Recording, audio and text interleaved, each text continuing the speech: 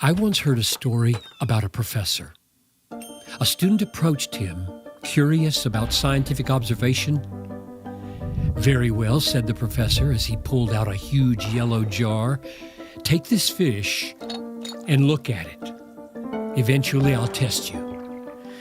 The student took the fish and began to observe it. He looked at it, studied it. After 10 minutes, he thought he'd seen everything that could be seen. He searched for the professor, but he was nowhere to be found. So he kept looking at the fish. 30 minutes, an hour, 2 hours passed. He was turning it over, looking it in the eyes, behind, beneath, above. "What have you learned?" asked the professor when he returned. The student rehearsed it all. The pores of the head, fleshy lips, lidless eyes, the lateral line, the spinous fin, the forked tail. The professor seemed disappointed. "You haven't looked very carefully. You haven't even seen one of the most obvious features. Keep on looking." The student wanted nothing more to do with the fish. He was miserable. But he wanted to please the professor, so he looked and looked.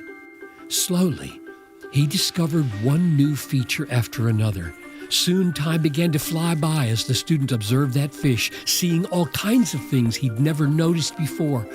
He realized just how right the professor had been. After another hour, he returned and heard a new list of observations. "That's good, but that's not all. Go on. Keep looking." And so for 3 long days, he put that fish before the student's eyes, forbidding him to study anything else, repeating the same chorus each time. "Look, look, look." We have something far more valuable to explore and study and look at. The simple habit of looking at the Bible will change your life and lead you to the greatest beauty in the world. If we look long enough, with enough care, we will see things we never dreamed possible to see. Give yourself daily to look and look and look at God's Word. Don't let go or walk away until you have seen more of Him. You will be amazed by the wonders you will find.